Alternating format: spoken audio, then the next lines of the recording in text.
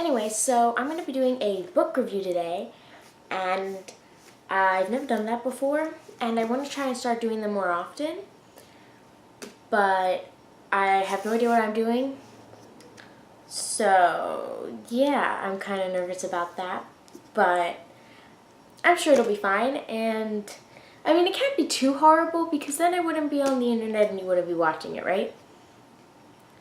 That's not true. I'm an idiot. I'd probably post it anyway.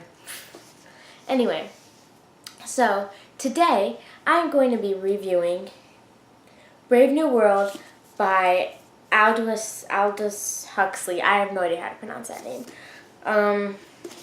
This book was written, I think it was in the 1930s. I'll read the blurb first.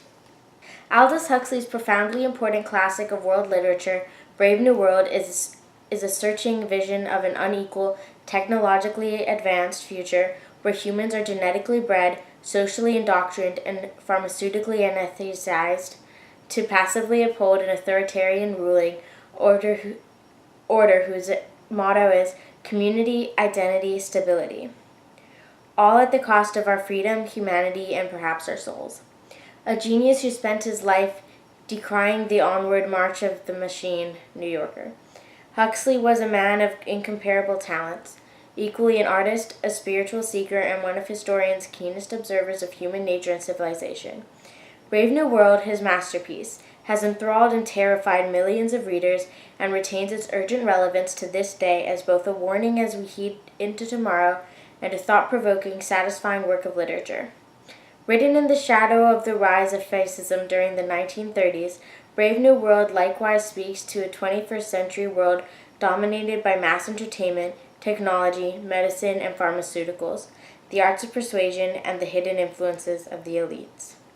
This book is sort of known as a classic, and I actually had to read it for school, but I really did like it. I thought it was a really good book, and I'll tell you why, but first I just want you to know everyone's opinion is different, and I know that there are a bunch of people in my class who really didn't like the book, and when they found out I liked the book, they were like, really?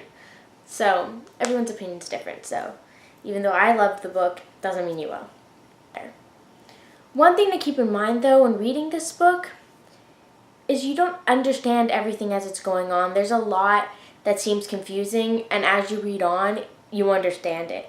It's explained later because it kind of starts sort of in the middle of a civilization that's way in the future, and the way that they run things are so different from how we run things now and how things were run when this book was written.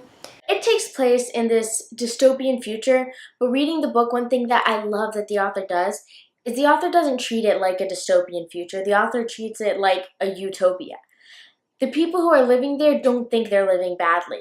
They think they're living great because the people who run the world basically hypnotize them. It's this whole thing. So they think that they're living in a really good world, an amazing world. They think it's all perfect, but it really isn't. And the way that the author writes, it's sort of from the point of view of those characters, and those characters are everywhere. And so for the majority of the book, you see how amazing it is. And as readers, we can tell all the things that they're saying and how horrible it is, but it's written as if those horrible things are good. It's written from the point of view of the characters who think it's good. And I personally love that because it's in your mind when you're reading it. It's conflicting because on one hand, you're listening to this and it sounds great because of all the words and stuff that are being used, it sounds like a utopia. But then at the same time, you're thinking, this is horrible. Like, what if I lived there? It'd be the worst. Like, it's just insane. And then there's some things that seem, well, actually, that's pretty good. And then you learn later on, whoa, it has that side effect? No thanks. And it's just there are so many contradictions in a good way. You still understand the story. It's not like the story is getting confusing and that the author's saying this is good, oh wait, no, later it's bad. It's like, there's this thing called soma, basically, and it's like this pill that you take and you go on this vacation. Basically, you just daydream and it's like whatever, and you think, it seems real, it's almost like lucid dreaming. And that sounds like really great. Like whenever you're stressed out, You can do that. It doesn't seem like there are any side effects. Everyone does it. It's normal. It's like whatever. And it's a great way to deal with stress. And that actually sounds okay. And then later you learn about this horrible side effect. And I'm not going to say what that side effect is, but it's really bad. And you learn about that later, like way later. Like you learn about soma in the first, like I think it's the first or second chapter. And then you learn about the side effect in one of the last like 5 chapters, somewhere around there. Like you learn about it way later. One really amazing thing about this book is it was written in the 1930s, but there's so much that's still relevant today, and the author did an amazing job at predicting the future. Every day we're getting nearer and nearer to what this book is suggesting, and I really hope we don't take it this far. I personally believe that we won't take it this far. I personally believe that the world that this author wrote about isn't actually going to happen. But there are some similarities between that world and our world. And that scares me.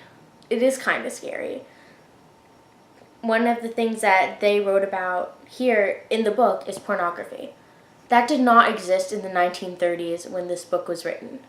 And it does today. He predicted that people would be consumed by it. Guess what? Today. Now, there are definitely some things that they talk about in this book that we do not have today, and I hope we never will have. Like the fact that sex is way too much of an open thing in this book. Now, I'm not saying people shouldn't talk about sex and it should be super conservative and stuff like that. No. What we do today is fine by me. I think it's totally okay. But not in this book because they take it too far. They're not just open with sex. They have kids having sex. Like, they're taught with, like, as soon as they are born that it's normal and that it's fine. And they're taught that it's fine for them. They're taught babies having sex with other babies is normal in this book. Seeing children run around naked on the playground is normal in this book. And that's just really freaky to me. Like, that's not right. It's not normal. They don't have families in this book. The thought of mothers and fathers is disgusting in this book. To have a family saying the word mother, the worst thing you could possibly think of, the most inappropriate thing, being born, having a mother, that was the most inappropriate thing for them. Like, that was the most disgusting, inappropriate thing that made all, like, the kids giggle. You know those things? It's, like, the most inappropriate thing. And they don't have that anymore. The thought of a family is so disgusting. So disgusting. They don't have monogamous relationships. They don't have marriage. They don't have any of that. And not everybody wants to live with a monogamous relationship. And I'm fine with that. Like, I'm not saying it's wrong, but to not want to have a boyfriend or a girlfriend or not want to get married. But just when you read it, the society is it's just so messed up because they don't see a harm in so many things that they do that's really morally messed up. They'll hurt other people and it doesn't bother them. They don't really care. They treat humans as zoo animals in when they go to look at the reservation, which you see somewhere towards the middle of the book. And there are just some things in this book that are extremely messed up. But you see it through the eyes of the people who find it completely okay. And that's why it's such a contradiction. In the reservation, they live monogamous lives. They get married, they have families, they live a lot like we do now. Although they could work on their hygiene. When I was thinking, if I lived in this world, where would I want to live? The reservation or in civilized society? I'm honestly not sure which one I would pick. I'm leaning more towards civilized society because of their hygiene. Honestly, only reason, hygiene, and the fact that you don't age. Just those two things. But I'm also looking, like, the reservation is so technologically disadvantaged. It doesn't have any of the advancements that the civilization has, and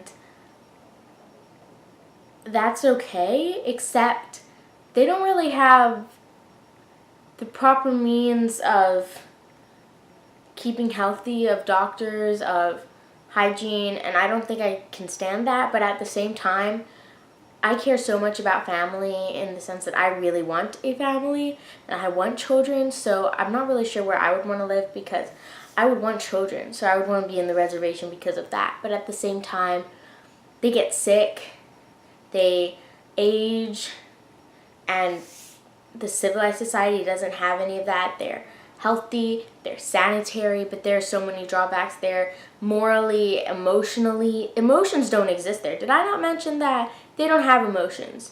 Emotions are like unneeded. Why would they want those?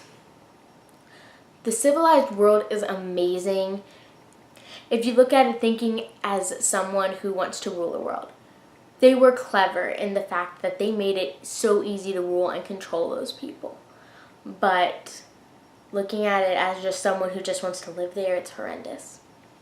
So is the reservation, because in the reservation you're looked on like an animal as people come to visit and stare.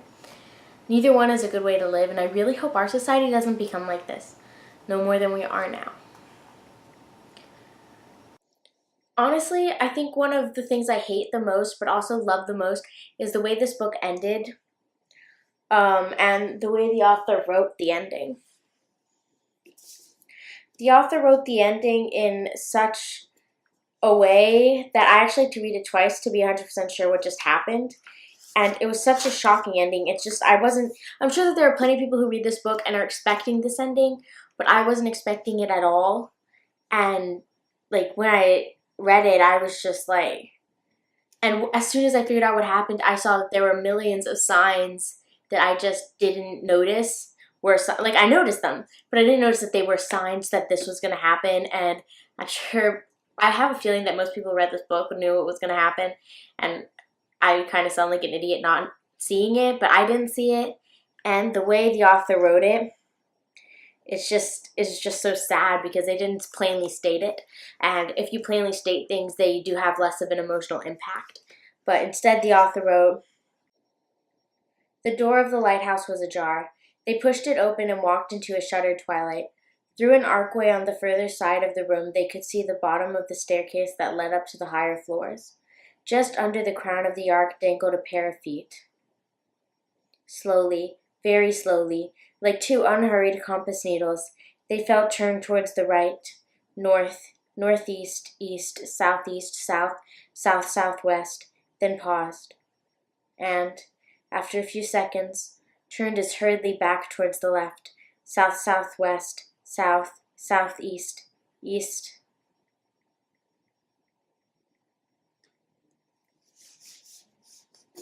I'm not going to say what that was describing, but I'm pretty sure it's fairly obvious. It's just that it was a really sad ending that I wasn't expecting.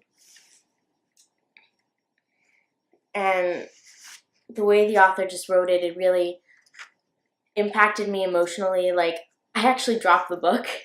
I didn't. I read it, and I wasn't sure what just happened, so I reread it, and then I, like, dropped the book. Like, I was, like, it just, like, hit me really hard. Like, of all the ways the author could have said it, I really admire the way that the author did say it. And I hate it because it's such a sad ending, but I love it because of the quality of the writing. Like, it sounded, like, it just really hit me, and that's great writing.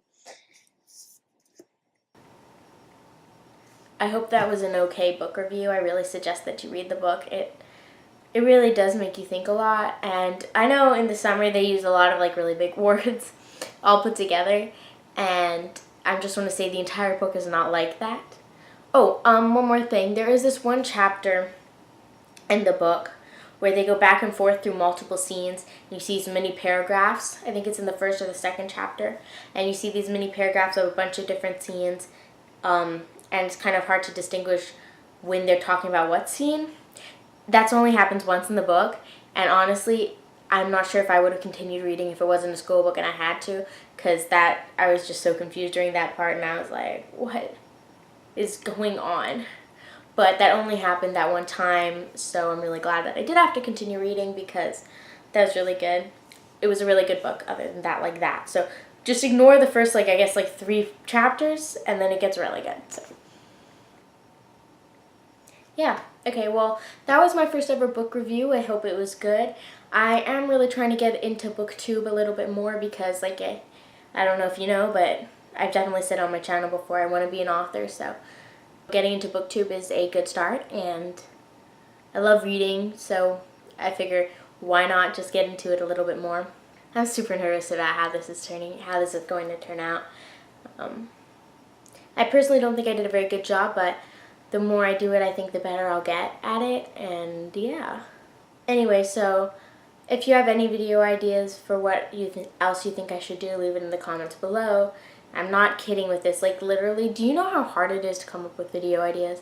Or if there are any books that you want me to review, or even that you just think would be a good read, put them down below and I'll check them out, because it's always fun to look for new things to read. Yeah. So I guess see you next time, I hope, because you're going to come back, right? Please? Okay, bye.